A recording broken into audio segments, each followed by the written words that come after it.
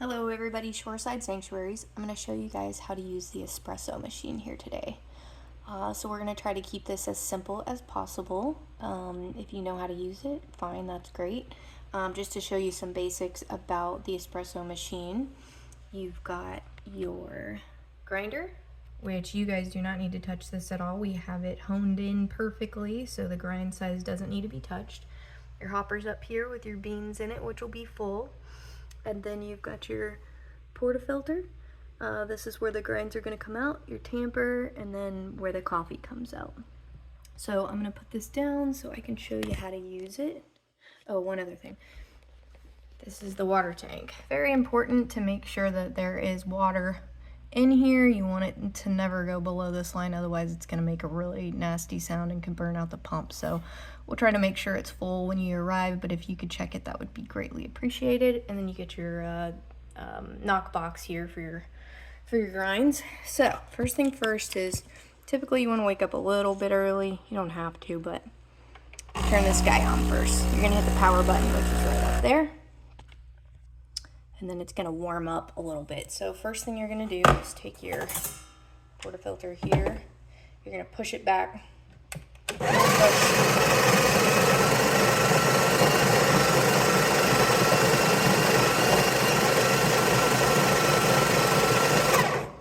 It's on a single. We've noticed that I've got a double filter in here, so I like a double. Hopefully you do too. There's additional filters back here behind. Here, there's a little toolkit. You'll find it. You can switch out the filters if you want, but I find that this one works just great. So take this out. You can see the grinds are in there. You're going to take your tamper here. You're going to tamp that down.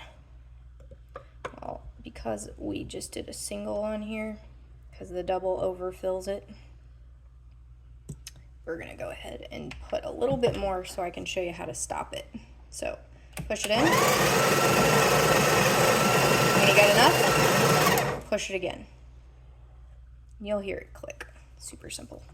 Alright, so you're taking your tamper again, and you're going to tamp this down, and you want to put down like a good amount of pressure, like I think they say 30 to 40 pounds, so I'm kind of putting my body weight into it, and then you give it a little spin to get the grinds off of it, get that guy back in his home. It's magnetic. Then you're going to take this, and you'll feel it. You're just going to lock it into place like so. Get your little espresso cup. We have some bigger green ones up there that will hold a little more milk, but these work pretty good. And if you use the green one, you just got to tilt a little bit. Anyway, from there, you're just going to push either single or double. We're doing a double. So we're going to go ahead and push that button there. And this little gauge in the center is going to tell you if you've got your pressure right and everything, which you're following these instructions, you should be good.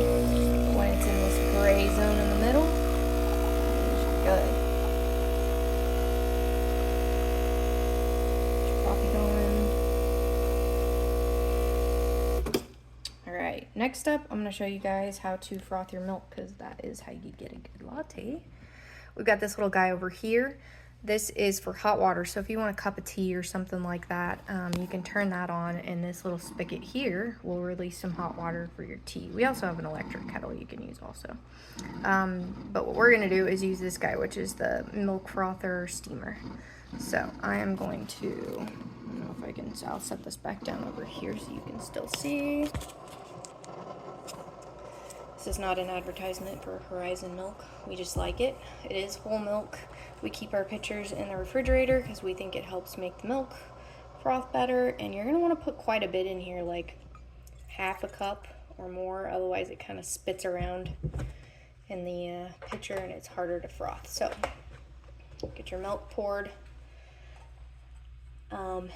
You'll notice that if you use like any other milk besides dairy milk, that the milk tends to not froth as well, but it'll get your milk hot. So next step, I'm going to turn that knob that I was telling you about over, and we're going to let the water clear out of it first. That's going to take a second. You'll hear it go.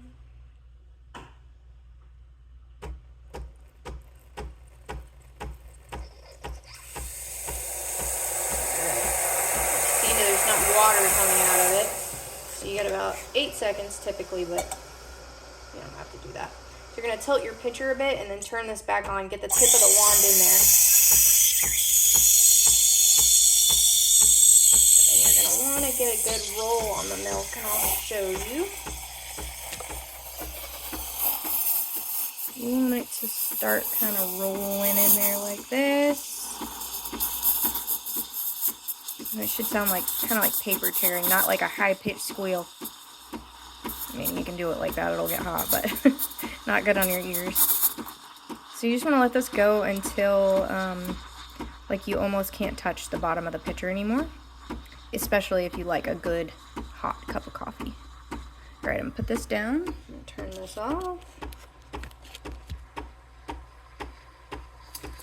Turn the knob back. Wait till it stops, and then you can pull this out. Take your cup out. Then to clear the line, we've got these little rags over here for this specifically, so just run this for a second, let the milk get out of it. We sanitize wash these, so. Alright, let that go, and then that just clears the tip out so it doesn't get all clogged and mucked up.